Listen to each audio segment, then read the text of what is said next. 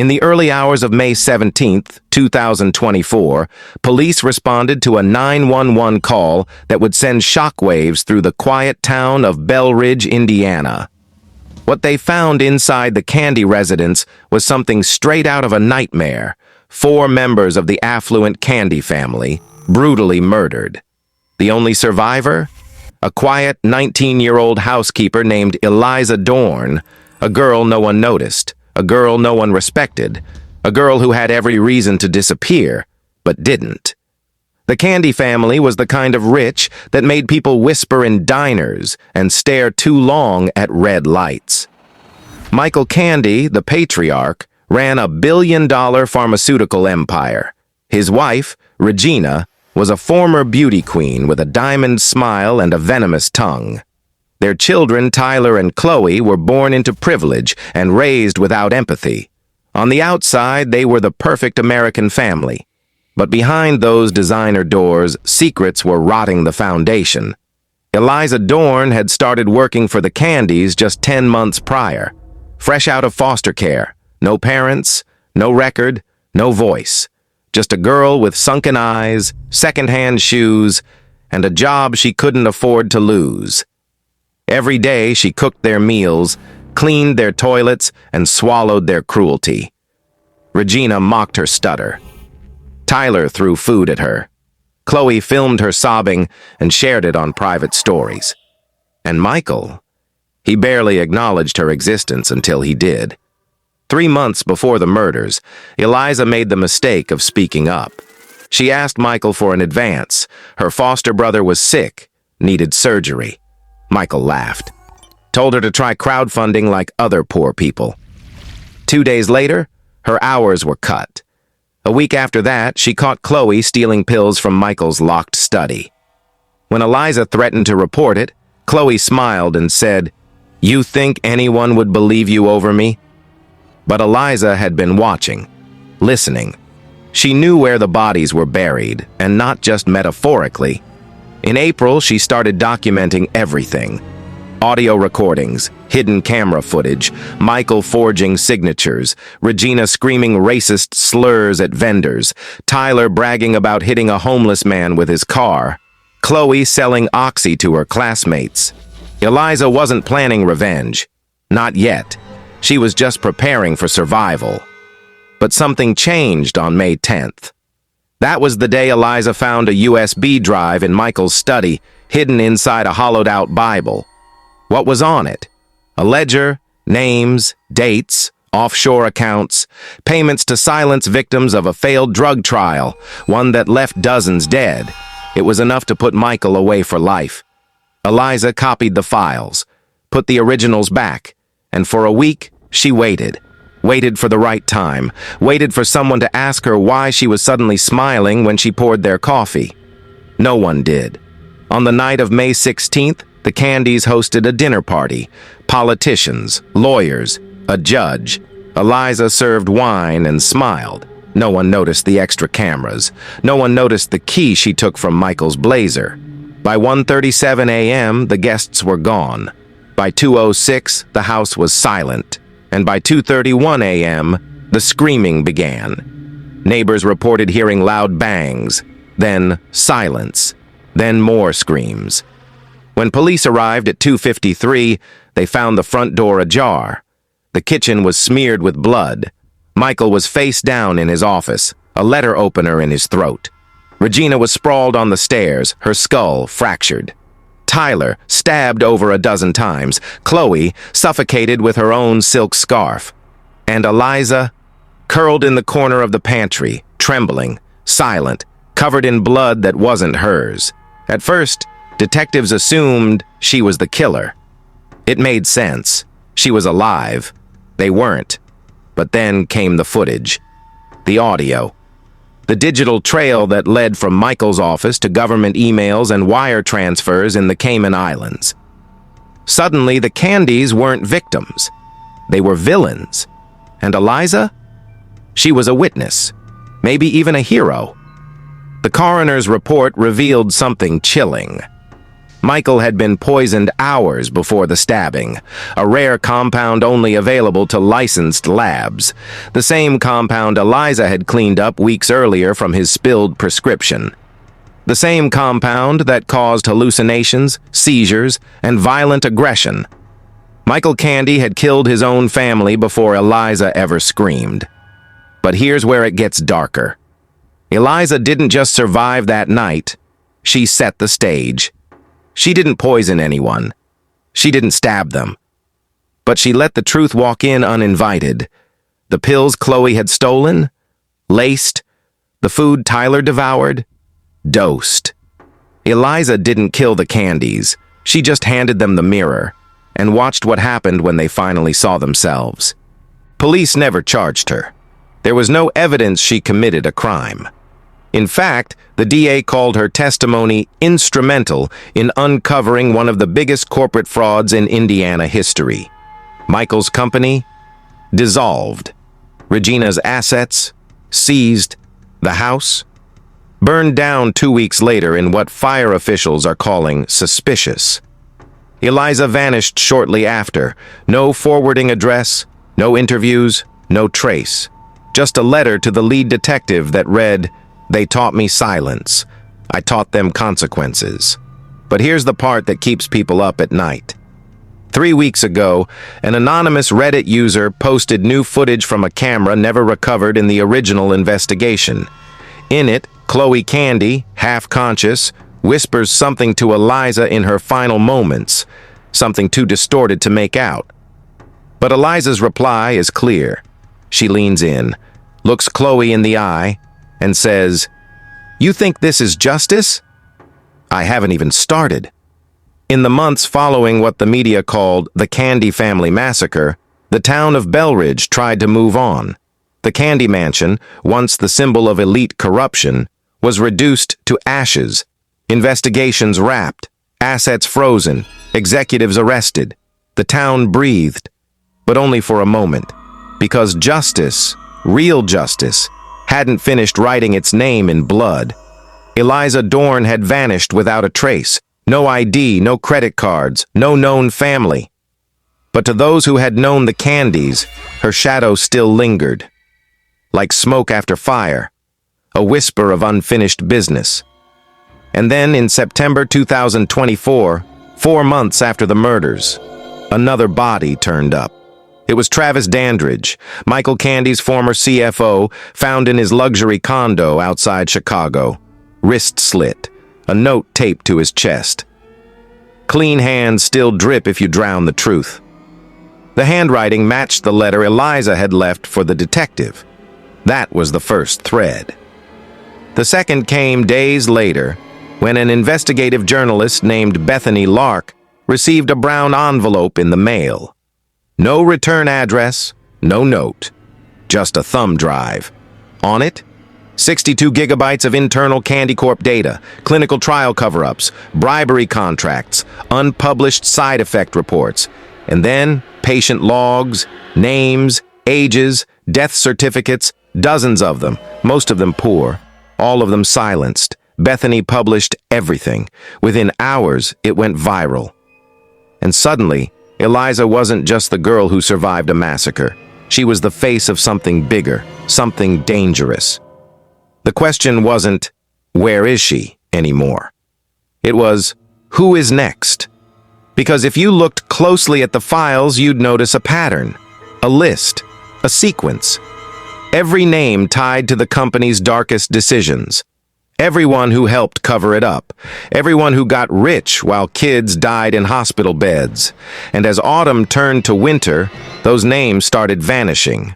Dr. Alton Meir, head of clinical testing, killed in a boating accident. Engine failure. Boat exploded. His insurance policy was updated just 3 days before. Then there was Melanie Choi, Regina Candy's personal lawyer, found dead in her hotel bathtub. No signs of forced entry. Autopsy said heart attack. But she was 38, a marathon runner, with no heart condition. 3 deaths in 7 weeks, all linked, all accidental, and all watched closely by Detective Ray Vexler. the same man who first arrived at the Candy crime scene. Wexler had his doubts back then. Now he had obsession. He started connecting the dots. The letter, the Reddit post, the voice that didn't flinch when she said, "I haven't even started." By December, Wexler had a theory. Not official, not public, but one he couldn't shake. Eliza wasn't just exposing a crime, she was executing justice, piece by piece. What no one could figure out, though, was how. She didn't have money, she didn't have connections, she had nothing. Except what Michael Candy taught her, how power works when no one believes you exist. And then came the voicemail. Bethany Lark, the journalist, received it at 3:42 a.m. It was 11 seconds long, just heavy breathing, a slight click, and a single sentence in a voice almost unrecognizable, but calm, female, focused. He said no one would ever listen to someone like me. Now I don't need them to. Click. Bethany turned it over to the FBI. They traced the number to a burner phone last pinged outside a bus station in Denver, Colorado. Security footage caught a glimpse, barely. A girl in a coat 2 sizes too big, hood up, carrying a duffel bag and a box of what looked like cassette tapes. One camera caught her face, just for a second. It was Eliza. But here's the part no one expected. In February 2025, 4 separate people came forward. All former Candy Corp whistleblowers. Each claimed they had been contacted by someone named ED, offering them evidence, protection, a way out. And they had it. Copies of their conversations, maps, escape routes, leverage. Some of them were hiding overseas now. One was in witness protection, but Eliza didn't want their silence. She wanted them to talk. The press dubbed it the Dorne Doctrine, a digital reckoning, a blueprint for whistleblowers to burn corrupt empires without firing a single bullet. And it worked. Lawsuits multiplied. Executives flipped on each other. The Candy legacy collapsed like a house of glass. But still, she kept going. Until April 17th, 2025. Exactly 1 year since the massacre. A live stream appeared on an obscure channel. No promotion, no followers, just a blank screen. Then a voice, clear, software, but unmistakable. If you're watching this, you've survived them. So did I. You're not crazy, you're not weak, you're just waiting. For the right moment. This was mine. The screen faded to black. Then came footage, unseen security video of the Candys on the night they died. Raw, unedited. Michael screaming at Tyler, Chloe crying, Regina threatening Eliza with a knife. And finally, the moment Michael collapses, foaming at the mouth. Eliza standing still, watching, then walking away. Viewers were stunned, not by the violence, but by the cold, quiet truth of it all. The Candy family didn't die because of one girl. They died by the weight of their own sins. Eliza didn't kill them. She just refused to save them. And now, somewhere out there, she's still moving, still watching, still listening. Because hours after that video aired, Detective Wexler received an envelope.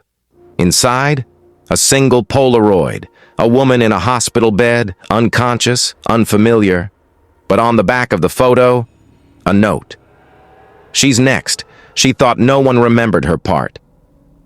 It's January 2025, and what started as a closed-case murder has become something much darker. By now, Eliza Dorne has become more than just a name. To some, she's a ghost. To others, a vigilante. But to a growing number of grieving families, she's something more dangerous. Hope. And when you're up against billionaires, hope becomes a threat. After the viral leak of internal Candy Corp documents, evidence of medical fraud, silenced victims, payoffs, the DOJ opened a formal investigation. 3 board members resigned within 48 hours. 2 others disappeared from public life. But while the world focused on the collapse of a corrupt empire, no one noticed what was happening in the shadows. Until another tape surfaced. This one wasn't posted online. It was mailed on VHS to the local news station in Fort Wayne. No return address, no fingerprints. Just a note taped to the outside. Play this before someone else lies for them. The tape? Pure static for the first 30 seconds. Then, a shaky cam. A dark basement. A man tied to a chair, gagged, blood dripping from his nose. He's mumbling something. Then the camera shifts. A woman's voice, calm, clear, unmistakably Eliza, says, "This is Jonas Creep. He ran trials on children and buried the results. He lives in a gated mansion and flies to Milan on weekends, but tonight he can't remember the names of the ones he killed." The tape cuts off. Just like that. Local police identified the man as a former Candy Corp subcontractor. He was found in his home the same night, alive, barely. No forced entry, no theft, just trauma. And scribbled across his bedroom mirror in lipstick. "You don't get to forget." The public didn't know how to react. Half believed it was staged. The other half knew better. They started digging. Online communities formed. Journalists pieced together names Eliza had never spoken out loud, but somehow had in her sights. The Candy family, it turns out, had connections everywhere. Police chiefs, judges, scientists, even clergy. That's when the real fear began, because this wasn't just a murder case anymore. It was a movement, and Eliza, she was always 10 steps ahead. Detective Ray Vexler, the only cop who ever looked past her silence, was the first to say it out loud. "Eliza isn't running, she's orchestrating something, and we're all still dancing." But even he didn't predict what would come next. March 2nd, 2025. An emergency board meeting for the newly restructured Neo Farm Global is scheduled at a hotel in Chicago. These are the execs who swept in to buy what was left of Candy Corp's broken legacy. They're supposed to be clean. They're supposed to be the good guys. They never make it to the conference room. All 7 members of the board receive packages at their hotel doors. Identical boxes. Inside, old newspaper clippings. Victims of the failed drug trials from 2022. Names that never made it to public court. Photos of children. Hospital rooms. Obituaries, and taped to the back of each photo, a flash drive. Security cameras show each executive watching the files on their personal laptops. One man vomits. One woman breaks down sobbing. Another calls the front desk and checks out immediately. But none of them report the incident to police. Why? Because the files on those drives include video confessions, secret Zoom recordings, emails marked "Do Not Forward," and memos they thought were permanently erased. All of it exposed, all of it traced back to them. And sitting at the center of it all? A single line of code embedded in every folder. You buried them. Now you carry them. ED. That's when the world starts paying attention again. Because this isn't revenge. This is a purge. A controlled, deliberate dismantling of the people who built an empire on silence. And Eliza isn't doing it with guns or blood. She's doing it with truth. The media doesn't know what to call her. The ghost of Candy Lane. The invisible avenger. The girl who never left. But what they fail to understand is that she was always there, in the background. In the corners of the rooms no one cared to clean, listening, watching, planning. By mid-March, 2 more people are hospitalized under mysterious conditions. One falls down the stairs, another is found unconscious in a parking garage. No signs of robbery, no public claims. But both had direct ties to experimental testing at Candy Corp in 2023. No one knows if Eliza was even in the same city, but they're all afraid she might be. Then comes March 25th. A podcast episode leaks early, recorded by a former lab assistant who worked under Dr. Harrow, one of the Candy Corp research heads. She talks about falsified data, orders to destroy samples, and how one intern tried to blow the whistle but was handled by legal. The intern's name? Not released. But Reddit explodes with one theory. It was Eliza. That intern, that nobody, That invisible girl who folded laundry while the world lied and called it science. That was her. And maybe this wasn't just about justice. Maybe it was about reclaiming her name. And just when the noise starts to peak, a tweet appears. From an unverified account. No followers, no context. Just 3 words. I remember everything. Posted 3:33 a.m. Location, scrubbed. Account, deleted 2 minutes later, but it trends for 6 days. And 2 weeks after that, Detective Wexler receives something in the mail. An envelope. No return address. Inside, a list. 23 names. Each one connected to Candy Corp. Each one alive. For now. And at the bottom, scrawled in ink so dark it bled through the paper. One of them still thinks she's safe. She's next. The name at the top of Eliza's list, Dr. Lisette Harrow.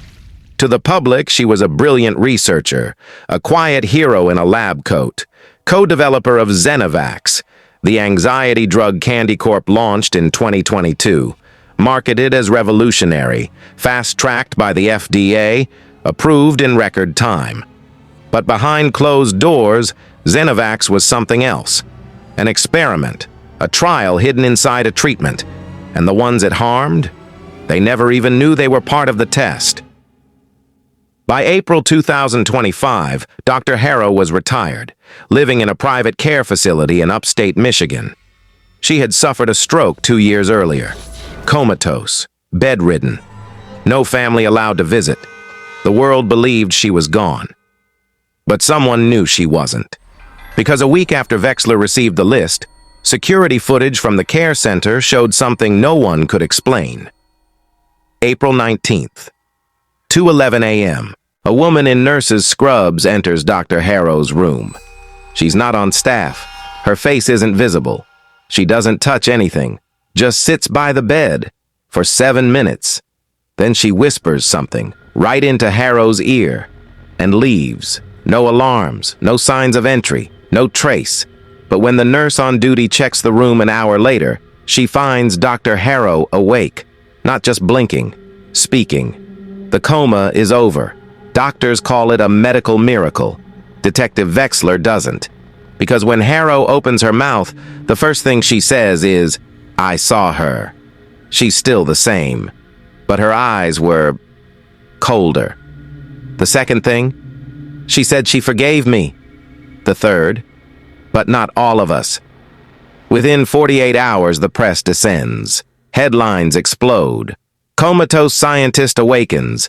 Candy Corp whistleblower speaks. But Harrow refuses interviews. She agrees to talk to only one person, Wexler. That conversation never gets released. What we do know, Wexler walked into that room a cop. He walked out looking haunted, like he had heard something that broke reality in half. And later that night, he writes one word in his personal notebook, retribution.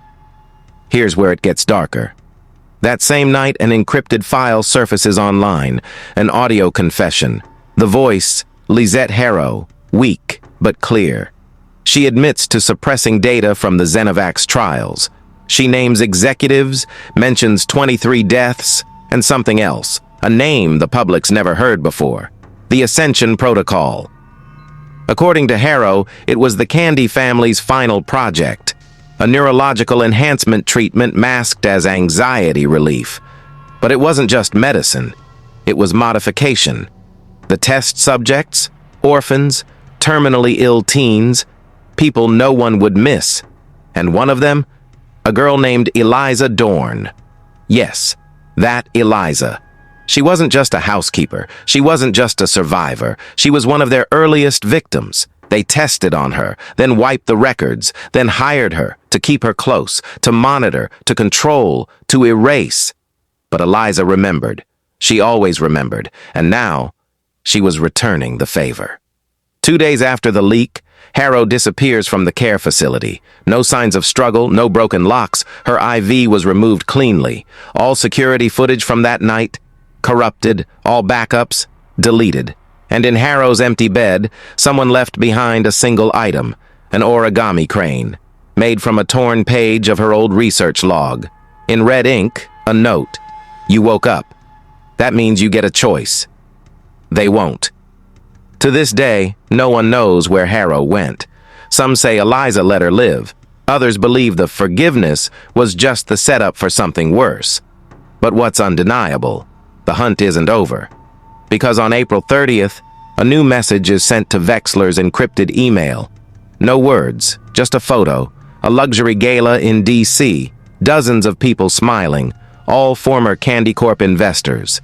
And in the far back of the image, a woman in a red dress, holding a glass of champagne, staring directly into the camera, expressionless, unblinking. It's Eliza. The image is time-stamped 24 hours earlier. The event wasn't public. The guest list was private, and yet she was there, watching, waiting. And at the bottom of the email, a message appears. This time, I want them to see it coming. May 1st, 2025. A sudden raid is ordered on the former Candy family estate, now an abandoned shell deep in rural Indiana, sold off after the scandal. No power, no security, just cobwebs, dust, and a lingering silence that felt like it had teeth. The tip-off? An anonymous message sent to Detective Wexler's personal phone at 3:12 a.m., just 5 words. The truth is still buried.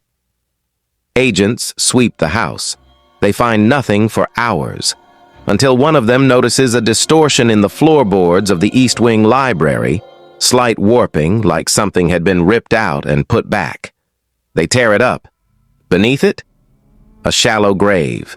2 bodies, male, mid-50s, decomposed, no ID, no reported missing persons match the dental, but stitched to one of the corpse's shirt collars, a fabric tag marked Property of Candy Lane Holdings. The same textile company the Candy family used as a corporate front for laundering trial money in 2022.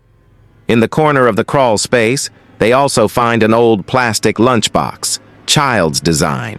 Inside, 8 cassette tapes, labeled in careful handwriting, one for each victim of the Ascension Protocol, and on the inside of the lid, they were more than data.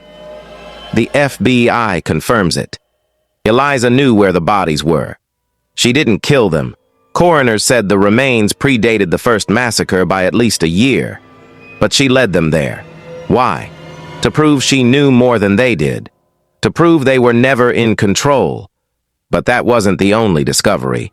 Because when forensics went deeper, under the soil, behind the walls, they found something else. A hidden room, soundproofed, windowless. And on the walls, etched words, not painted, etched, like someone had scratched them with fingernails over and over until the words bled into the drywall. I remember, I remember, I remember. Over 1,000 times. At the center of the room, a child's chair, straps on the arms, dried blood in the grooves, old, faded, forgotten. This wasn't a house, it was a lab, a prison, and Eliza had lived in it. They did this to her. She didn't just survive the Candy family, they made her, and now she was making something else. A reckoning. May 4th, 2025. A private jet explodes mid-flight, just 20 minutes after takeoff from Chicago O'Hare. All 6 passengers on board are confirmed dead, each one a former board member of Neopharm Global. The same ones who received Eliza's flash drives weeks before. The NTSB calls it a mechanical failure. But footage from a nearby airstrip, never released publicly, shows a figure walking across the tarmac the night before the explosion. Too far for facial recognition. But the walk? That silent, measured walk? Detective Wexler recognizes it instantly. Eliza. She's not done.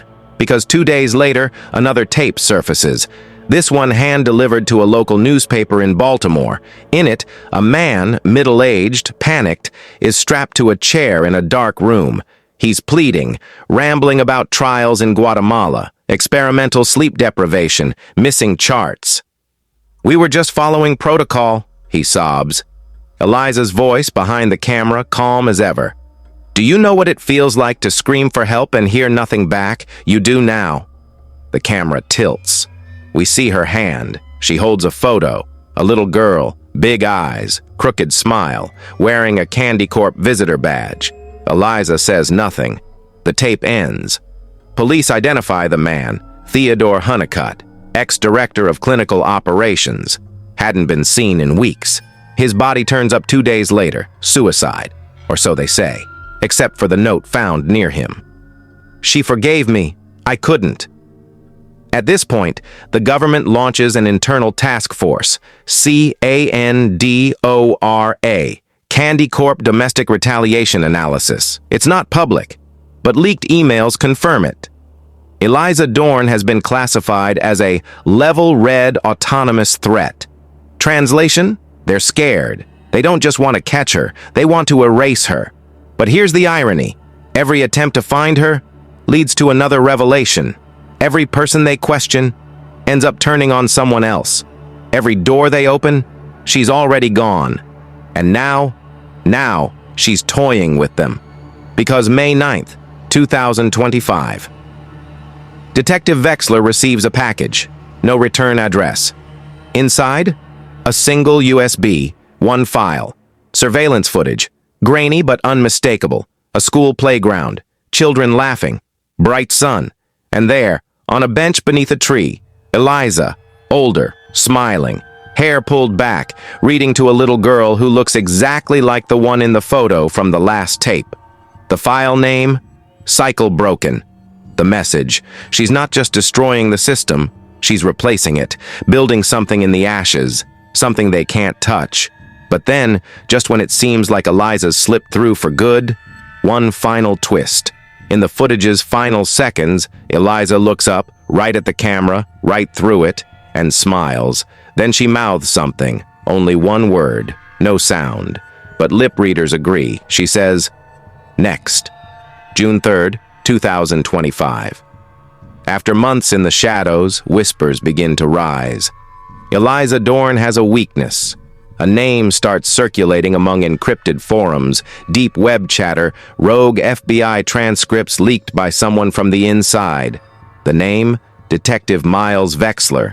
The one man who defended her, who followed her breadcrumbs, who protected the truth when others tried to bury it. But here's what no one expected. He had been feeding her information from the beginning. Silently, anonymously, secretly. Until someone paid him to stop. It's unclear who. A former Candy Corp investor? A foreign agency? Or maybe something deeper, darker. But what is known? In late May, Wexler goes dark. Phone disconnected, laptop wiped, badge surrendered. Official story, early retirement. Unofficially, he vanished. Until June 3rd, when a live stream suddenly hijacks 6 corporate networks across 3 countries. It's Wexler, chained to a chair, blood on his shirt, winded, bruised, but alive. And across from him, a figure in black, voice distorted, face hidden. But we know who it is. We know. It's Eliza. She paces behind him, silent at first. Then she speaks. "I trusted you, Miles.